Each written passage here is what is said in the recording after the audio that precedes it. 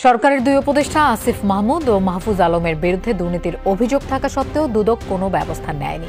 এই অভিযোগ করেছে, যদি কেউ অপরাধ করে থাকে সেটার জন্য কোনো ছাড় হবে না, বিন্দু মাত্র ছাড় নাই। আমি আপনাদের পরিষ্কার করে দিচ্ছি, আসিফ মাহমুদ এই 20 কোটি টাকার অধিক বেশি ইনকাম করেছে, দুর্নীতি করেছে, লুটপাট করেছে। আমরা আলটিমেটাম দিতে চাই, অবিলম্বে আসিফ মাহমুদ, সজীব ভুইয়া, মাহফুজ আলম গ্রেফতার করে জিজ্ঞাসাবাদ করতে হবে।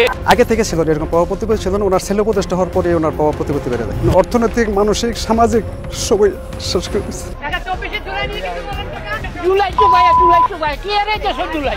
খুব দ্রুতই দুর্নীতির অভিযোগে গ্রেফতার হচ্ছেন সাবেক দুই উপদেষ্টা আসিফ মাহমুদ ও মাহফুজ আলম। তাদের পদত্যাগের পর বেরিয়ে এসেছে চাঞ্চল্যকর তথ্য। কিভাবে একের পর এক দুর্নীতি করেছেন তারা, তা প্রকাশ করছে সংবাদ মাধ্যমগুলো।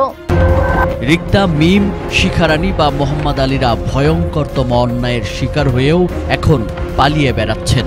উপদেষ্টার বাবার আমলনামা, বাঙ্গুরা বাজার থানা এলাকায় যত অপকর্ম তার প্রত্যেকটার পিছনেই সরা যায় এই শিমুল চেয়ারম্যানের নাম। এদিকে বিসিবি ও প্রধান উপদেষ্টা ডক্টর ইউনূসের বাসভবন যমুনা ঘেরাও করে বিক্ষোভ করছে ছাত্র জনতা। আসিফ কত টাকা, যে 1 টাকা হোক আর 1000 কোটি টাকা হোক, সে হিসাব করে দিয়ে যাবে। গাড়িতে শান্তির হাসনাত পাকড়ে ঘুরে বেড়ায়।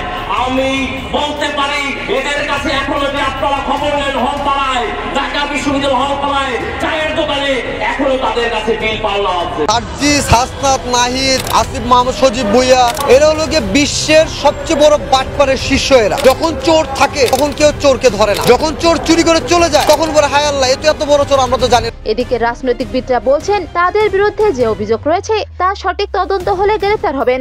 আসিফ মাহমুদ, সজীব ভুইয়ার এপিএস এর বিরুদ্ধে শুধু অভিযোগ তাই নয়, অনেক পত্রিকা লিখছে তার প্রেস সচিব আরব আমিরাতে বিরাট বিলাসবহুল ভিলা কিনেছেন।